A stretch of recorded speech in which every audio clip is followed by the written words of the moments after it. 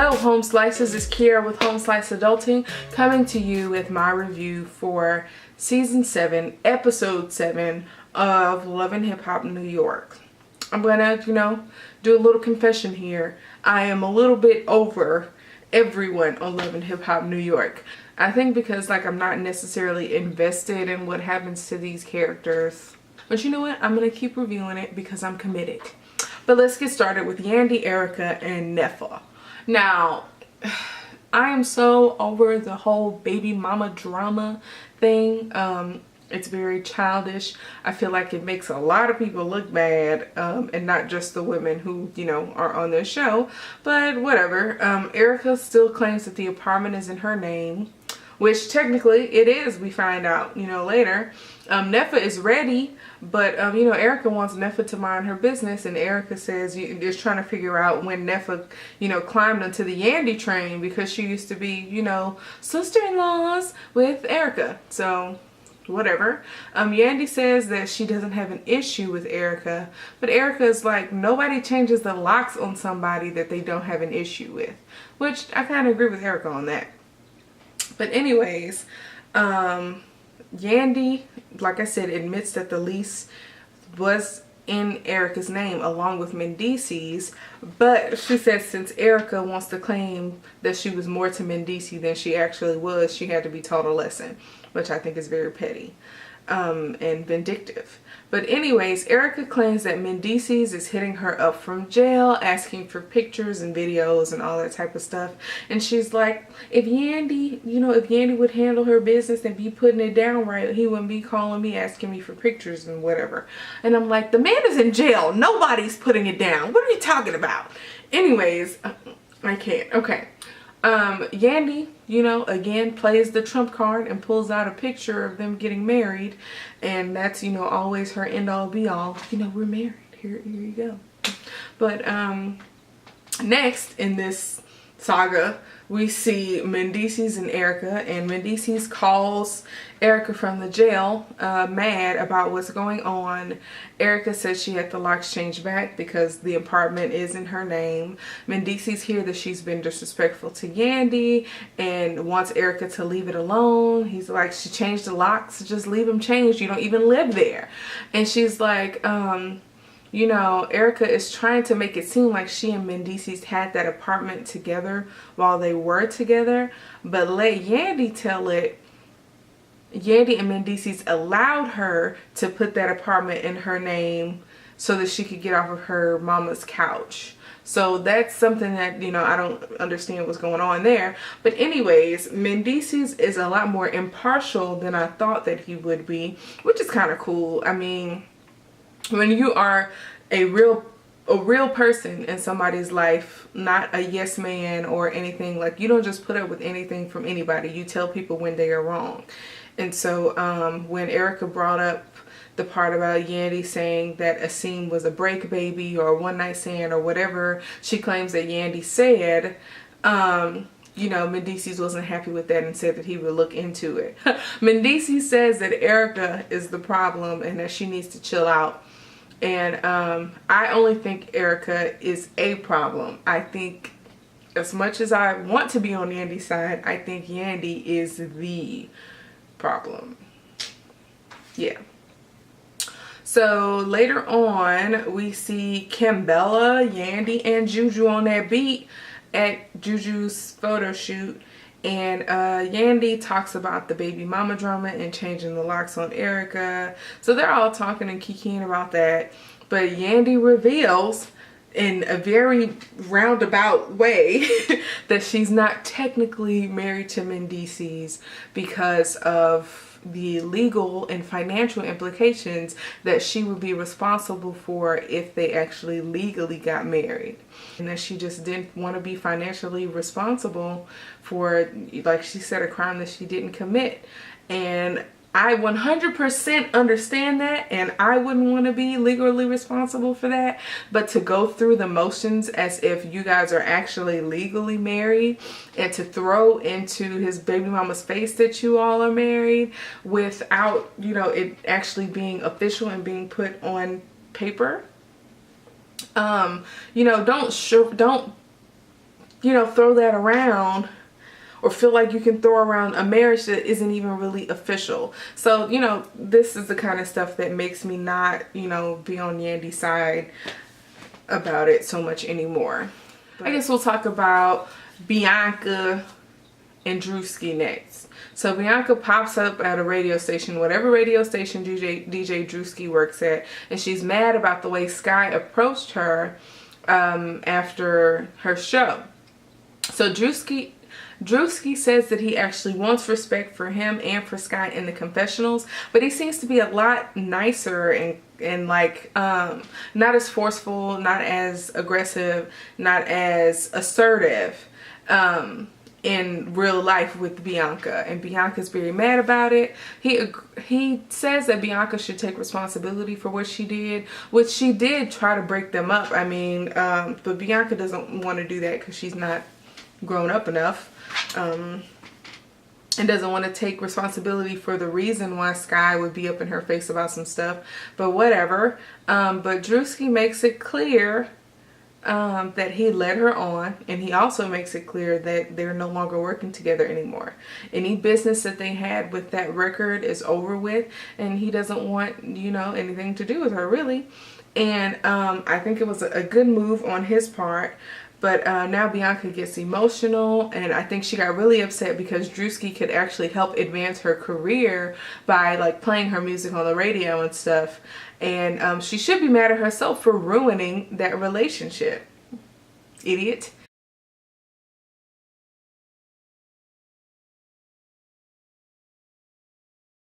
So next we see Cardi B chilling in the tub when Bianca FaceTimes her.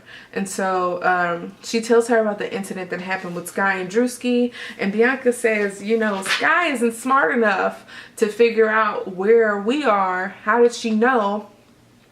And Sky, like Sky said while she was there, you know, busting in on Drewski and Bianca, she said that Mariah Lynn had told her. And so Cardi B was like, you know, let me pull up a chair and some popcorn because this is going to get messy. And Cardi was taking, you know, Bianca's side because Cardi didn't have any problems with Bianca pushing up on Drewski. So she was like, you got to give her an ultimatum. For what? What ultimatum? Anyways, whatever. Okay, so next we see Drewski and Sky, and Drewski sets up flowers and candles and is apologetic and all that stuff. He tries to get back in Sky's good graces, and he, you know, ultimately says that he's done with Bianca and asks Sky to move in with him. Initially she's hesitant, but she agrees, which almost always happens. Now here is the problem that I have, not just reality shows, but in life in general. When someone screws up royally, they make a big mistake, and there's something that his partner has been wanting. So in addition to an apology, they make a large life decision to show how, you know, repentant they are. I feel like people mess up when they do that. Like in this case, Drewski messed up and now he's asking her to move in with him. That's like a big decision. Or if a guy messes up and he's like, well, let's have a baby, or well, let's get married.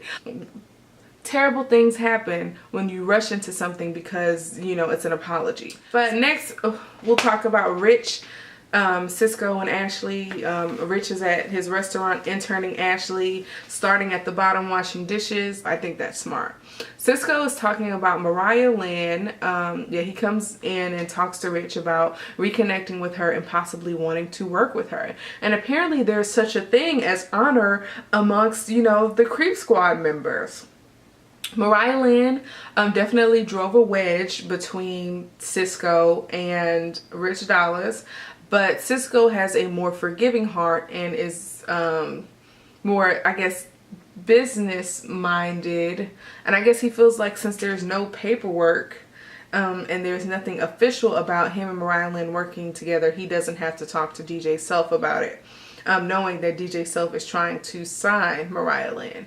Now, I don't understand what the big deal is. Because one, like I said, there is no paperwork officially saying that they are working together. Two, Mariah Lynn tore up that contract in his face. To me, that was like the end of their professional dealings slash negotiations. But apparently that's not how it works. Tearing up a contract in someone's face isn't saying that I'm done with you. Apparently. I guess. Okay, whatever. So, I thought that was weird. And Rich Dollaz was saying how Mariah Lynn had tried to come between two Creep Squad members before. So he's moving weird. He's moving weird and it's odd and whatever. Moving on. So next we see Rich Dollaz and DJ Self at a pool hall, and Rich snitches. And I'm trying to figure out how much time occurred between the time Sisqó told Rich about wanting to work with Mariah Lynn and, you know, Rich snitching to DJ Self. How much time passed? First off, it's really none of your business because, you know, as far as Rich is concerned, he doesn't care about Mariah Lynn, but now he's getting himself involved in this music triangle. I don't know what to call it. Anyways, Self is really a creep. I mean, is he really the only person that's playing Mariah Lynn's music in New York? And if so, he thinks Mariah Lynn owes him something, slavery, indebted to me. That's very creepy to me. You play my music on the radio, but now I have to be loyal to you. That's very that's a creep thing to do. Whatever. Anyways, they have this crazy messed up sense of loyalty, and I think that's very weird.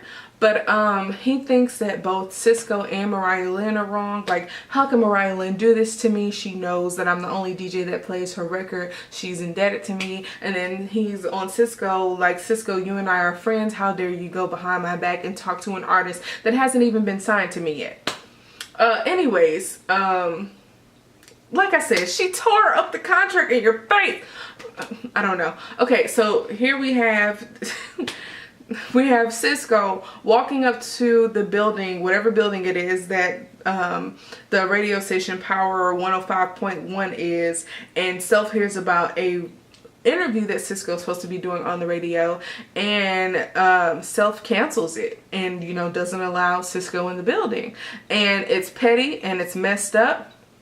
And he should have talked to Sisqó about how he was feeling, because I feel like DJ Self doing this took their dispute to another level. I mean, Sisqó may not have even known that Self knew about him wanting to work with Mariah Lynn, but instead of talking to him and saying, hey, I'm offended that you would go behind my back and I would like for you to stop, and like an adult would. But now, I don't know, do people get paid for doing radio interviews? Because if they do, he's messing with Sisqó's money. Like, elevating it to a point where he's messing up Sisqó's actual business, as opposed to his theoretical business with Mariah Lynn as an artist that's not even signed yet. That's taking it to a whole new level. And I don't like DJ Self, like, at all, really. He gives himself too much credit. You know, like for creating Cardi B and for putting Mariah Lynn on to the point where she's indebted to him. I'm over it. Okay, next we have Mariah Lynn and Sisqó. I'm kind of going out of order, but it'll make sense later. We see Mariah Lynn and Sisqó, and Mariah Lynn is, you know, getting ready for a performance, get physical, and that kind of stuff. And she talks about the contract that DJ Self had given her, how it was a 5-year contract. You play my stuff on the radio and I'm indebted to you for five years a slave?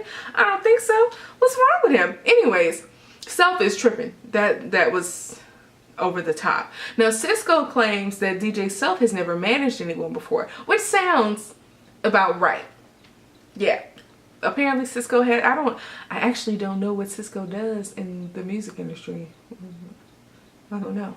But anyways, Sisqó is trying to manage Mariah Lynn and, you know, get back into her good graces that way. And she asked him to be her date to her performance. And he says yes. And at this point, I have determined that Sisqó doesn't really necessarily care about his relationship with DJ Self, which is cool because Self is nobody. Nobody. But anyways, we fast forward to Mariah Lynn and Cisco at Mariah Lynn's performance. And Cisco knows about Self destroying his interview. You know, I guess he heard from somebody else. The part on Mariah Lynn's wig was as wide as the Grand Canyon.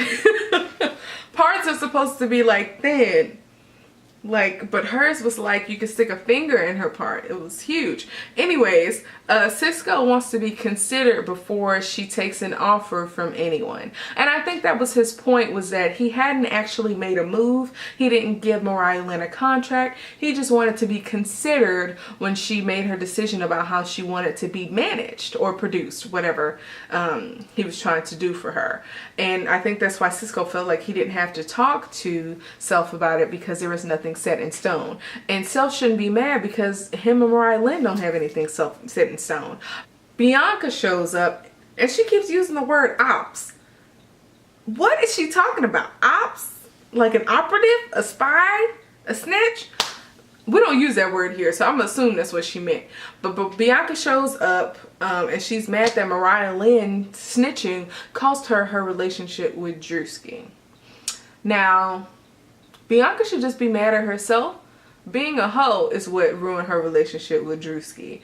And Mariah Lynn might have snitched on you, but it would have come out sooner or later that you were pushing up on Sky's man, and it would have blown up today or it would have blown up tomorrow. So just because it blew up today, you know, you can't blame Mariah Lynn 100% for that. But whatever. So Mariah owns up to actually telling Sky what was going on, and she said that she sided more with Sky in this situation just off of principle. Now, for those of you watching, or me, I don't know if I've ever been cheated on or not, but if someone knew of anybody's plans to push up on my man, I would want to know. I would appreciate them telling me. And I think that's where Sky was coming from, is that off of principle, you don't go after somebody else's man. And she made the decision to tell Sky, but she was under the impression that Sky would go after Drewski instead of Bianca. But either way it goes, it is Bianca's fault that she ruined that relationship. Bianca doesn't want Mariah Lynn being friends with somebody that Bianca doesn't like, which is very elementary school. And Bianca ends up flipping a tray of drinks onto Mariah Lynn, and Mariah Lynn comes across the table, but a security guard gets between them and she can't go after her. And Bianca, for whatever reason, is a lot more calm about it, and Mariah Lynn is the one whose temper is flaring, like she threw drinks on my Caucasian makeup. And Bianca's like, whatever, shut up. Like, she's not really worried, but Mariah Lynn is pissed. Now, Bianca called Mariah Lynn thirsty after Bianca spent 6 episodes going after somebody else's man. How does that work? Anyways, DJ Self, like I said, is not in contract with Mariah Lynn. I don't feel like she necessarily owes him anything, but I guess they both feel that she owes him something because she says it. So DJ Self, you know, of course, shows up and he calls Cisco a habituary line crosser. What is that? What is a habituary line crosser? The word is habitual. I can't. So anyway, Cisco says that he was maybe trying to help Self by, you know, helping out Mariah Lynn and bringing Self in on a deal. And Self was like, you can't help somebody who is, you know, the DJ at the #1 radio station in New York City. Essentially, Cisco, you don't have any receipts to help me. What are you talking about?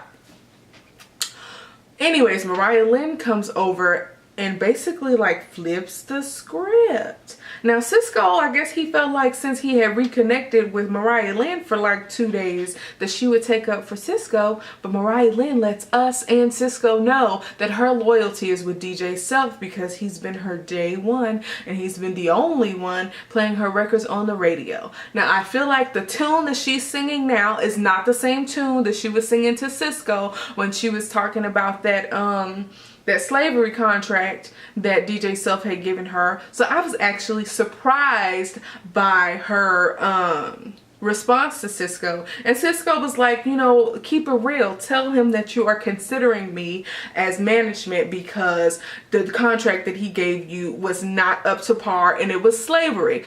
So he was saying, oh, well, you can go with DJ Self and sell your mixtapes on the streets out of a trunk. And she was like, well, don't try to downplay what I'm doing. And he was like, you're downplaying yourself by rolling with DJ Self. So I thought it was very whack, super whack of Mariah Lynn to do that. But anyways, now DJ Self knew exactly what to say to rouse Cisco up, because Cisco had remained kind of calm through this whole ordeal because he, you know, like I said, don't really care about his relationship with DJ Self.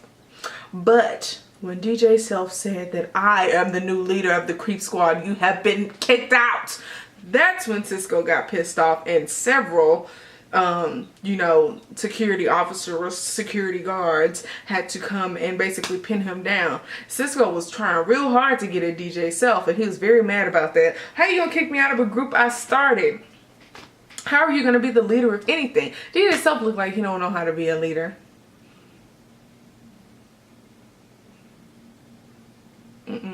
Okay, so anyways, this is yet another instance where Mariah Lynn has caused drama within the Creep Squad. So yeah, I think they should all stay away from her because she ain't nothing. Okay. So next time on Love and Hip Hop New York, we have J. Adrian coming back, and she wants to work on being able to be in the same space with Snoop. Now the question is, why? If someone broke up with me on national TV after I left my child in Chicago, there's no way we would have to work on being in the same space, because I'd be back in Chicago raising my son, realizing that it was a mistake the whole time. Why is she still in New York, and why would they ever be in the same space again? Okay, whatever. Moving on. We'll talk about that next time. So, Remy is firing Papoose.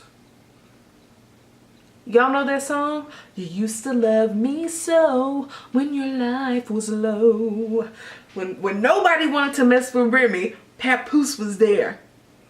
And now, Remy's letting Papoose go. She's firing him. She feels like he can't take her any further than all the way up. That is so rude, Remy.